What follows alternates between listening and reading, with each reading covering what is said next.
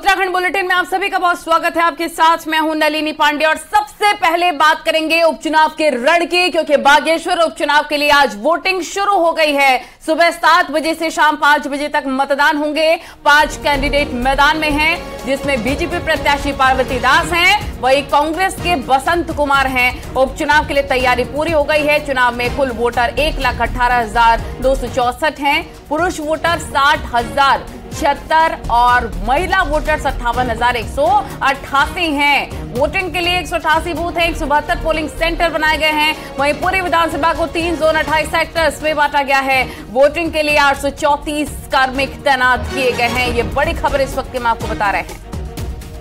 Update यही है कि वोटिंग लगातार जारी है। बागेश्वर में 5 कैंडिडेट हैं। बादशाह कौन होगा बागेश्वर का, ये वक्त तय करेगा, लेकिन अपडेट यही है कि तमाम मुद्दों को लेकर आम जनता वोट कास्ट करने के लिए पहुंच रखी है। लोगों में भी गजब का उत्साह देखने को मिल रहा है। बागेश्वर उपचुनाव से जुड़ी हुई बड़ी खबर हम आपको बता रहे हैं। अपडेट ये कि बागेश्वर में वोटिंग लगातार जारी है। 7 बजे से ही वोटिंग शुरू हो गई थी। बीजेपी से पार्वती दास प्रत्याशी हैं और लगातार कांग्रेस और बीजेपी में सीधे तौर पर कांटे की टक्कर। उत्तराखंड की बागेश्वर विधानसभा सीट बीजेपी विधायक चंदन रामदास के निधन के बाद खाली हुई थी और इसी वजह से यहां पर उपचुनाव हो रहे हैं। बड़ी बात यह भी है कि बीते 20 सालों से इस सीट पर चंदन रामदास की हुकूमत कायम है। ऐसे में बीजेपी ने इस बार भी चंदन रामदास के परिवार पर विश्वास जताया और चंदन रामदास की पत्नी पार्वती दास को अपना उम्मीदवार बनाया है। इस सीट पर चंदन रामदास की पत्नी पार्वती दास का कड़ा मुकाबला कांग्रेस पार्टी के बसंत कुमार से देखने को मिल रहा है। मुद्दे कई हैं जिसको लेकर बागेश्वर की जनता वोट कास्ट करने के लिए पहुंची है और उम्मीद यही जाहिर की जा रही है जैसे जैसे वक्त बीतेगा लोग और ज्यादा घरों से बाहर निकलेंगे, वोट कास्ट करेंगे और इस लोकतंत्र के महापर्व में अपनी भागीदारी दर्ज करवाएंगे। ये बड़ी खबर आपको बता रहे हैं कि वोटिंग लगातार जारी है।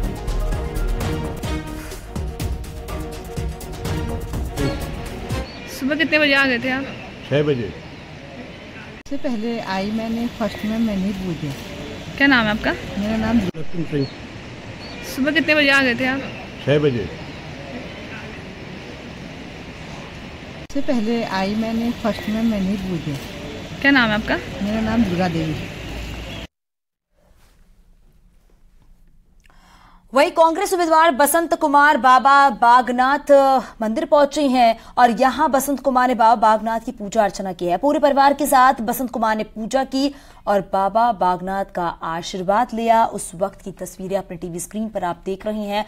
बागेश्वर में भी उपचुनाव के लिए वोटिंग शुरू हो चुकी है और शाम 5 बजे तक वोटिंग चलेगी। यहां पर लोग अपने मताधिकार का इस्तेमाल करेंगे। लेकिन बताया जा रहा है, ये तस्वीरें भी आप देख रहे हैं कि कांग्रेस उम्मीदवार जो हैं बसंत कुमार बाबा बागनाथ के मंदिर पहुंचे, दर्शन पूजन किया है, विधि विधान से पूजा की है, आशीर्वाद लिया है और परिवार के साथ बसंत कुमार ने पूजा की और बाबा बागनाथ का आशीर्वाद जब लिया, वो तस्वीर अपने टीवी स्क्रीन पर आप देख रही हैं। क्योंकि बागेश्वर उपचुनाव में कांटे की टक्कर देखने को मिल रही है और जो ये कांटे की टक्कर है ये भारतीय जनता पार्टी और कांग्रेस में साफ तौर पर देखने को मिल रही है। हालांकि अब यह भी है कि बागेश्वर उपचुनाव सीट पर किसकी जीत होती है, किसकी हार होती है, जनता किससे चुनती है और जो तमाम अहम मुद्दे हैं उन मुद्दों को लेकर जो जनता अपना वोट कास्ट आज करेगी। तो चलिए बागेश्वर से सहयोगी शैलेंद्र नेगी हमारे साथ जुड़ गए हैं, वहीं सहयोगी सुष्मिता भी हमारे साथ है। शैलेंद्र सर, आप बताइए, क्योंकि 7:30 हो रहा है और अभी क्या वहां पर अपडेट है, लोग कितनी संख्या में वहां पर पहुंच रहे हैं अपना वोट कास्ट करने के लिए? देखिए, सुबह से ही अच्छा खासा उत्साह देखने को मिल रहा है क्योंकि सुबह ठंड का वक्त होता है, लेकिन इसके बावजूद लोगों में एक ठीक ठाक उत्साह देखने को मिल रहा है। इस समय जिस पोलिंग स्टेशन पे मौजूद हूं वहां पर लोग पहुंच चुके हैं अपने वोटर आईडी कार्ड लेकर के और इंतजार कर रहे हैं कि कब उनकी बारी आएगी और वो कब अपने पसंदीदा उम्मीदवार का सिलेक्शन करने के लिए ईवीएम का बटन दबाएंगे। इन लोगों से वैसे ही पूछ लेते हैं। सर, हम ये नहीं पूछेंगे कि आपसे आप किसको वोट कर रहे हैं, लेकिन आप क्या सोच करके क्या अहम मुद्दे हैं बागेश्वर? सबसे पहले तो मैं इस मतदान दिवस की सबको बधाई देता हूं और स्वस्थ लोकतंत्र के लिए मतदान सबसे आवश्यक है। मतदान जो है एक महादान पर्व है, और क्योंकि जब एक स्वच्छ और जनप्रतिनिधि को हम चुनते हैं तो हमें उम्मीद होती है कि हम विकास कार्यों को प्रदेश में आगे बढ़ाएंगे। प्रदेश विकास कर सर, आप किस उम्मीद के साथ? हम भी सर यही उम्मीद है हमको कि बागेश्वर का विकास हो, जितना कम हो रहा है, जो भी उम्मीदवार बने उसको और आगे बढ़ाए। भाई साहब, एक युवा चेहरे भी हमारे साथ मौजूद हैं। भाई साहब, आप क्या सोच करके मतदान करने? जी, हम पहुंचे हुए हैं यहाँ पर मतदान करने के लिए कि यहाँ के जो युवा हैं उनके लिए कुछ बेहतर हो।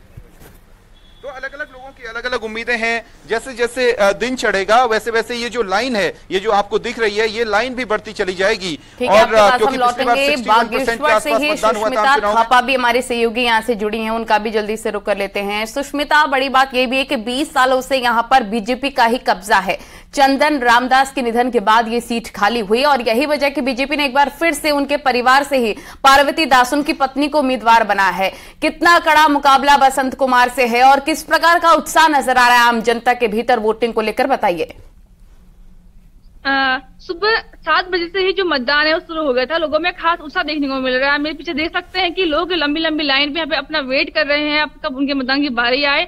और बात करें सीट की, तो सीट में जो कांग्रेस और भाजपा का मुकाबला है, सीधा मुकाबला देखने को मिल रहा है। और जो बात करें जो बीजेपी की सीट है, लगातार लंबे वर्ष से उसका कब्जा यहाँ पे रहा है। और जो कांग्रेस है वो 20 सालों से आ नहीं पाए, लेकिन जो अभी का टक्कर बताया जा रहा है कि अभी जो उनका मुकाबला है काफी टक्कर का रहने वाला है और कांग्रेस और बीजेपी का सीधा मुकाबला देखने को यहाँ पे मिल रहा है।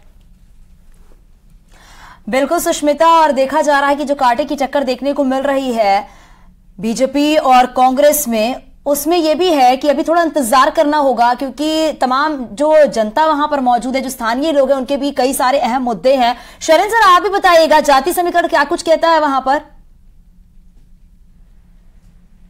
देखिए, जातीय समीकरण के हिसाब से जो 70% का है वो 70% अगड़ी और 30% जो है वो पिछड़ी जाति के यहाँ पर वोट हैं।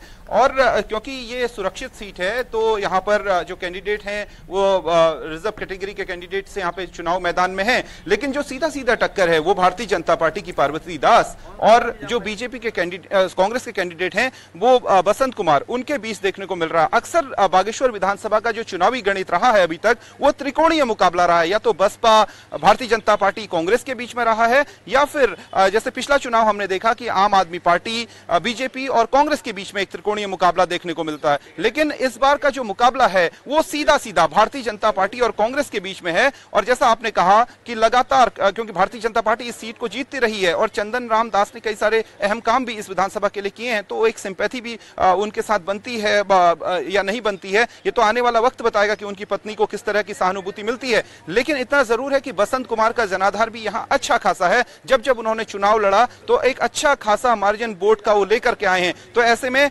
न तो बीजेपी हल्के में ले रही है कैंडिडेट को कांग्रेस के, नहीं कांग्रेस ने इस पूरे चुनाव प्रचार में बीजेपी कैंडिडेट को हल्के में लिया। और हमें देखने को मिला कि दोनों ही पार्टियों ने जबरदस्त चुनाव प्रचार किया। जो शीर्ष नेतृत्व होता है दोनों ही पार्टियों का, चाहे कांग्रेस चुनाव प्रचार तो हो गया, लेकिन अब बारी है जनता की। जनता वोट कास्ट करने के लिए पहुंच रही है। रिजल्ट ही तय करेंगे कि कांग्रेस या फिर बीजेपी पर जनता भरोसा करती है। आप दोनों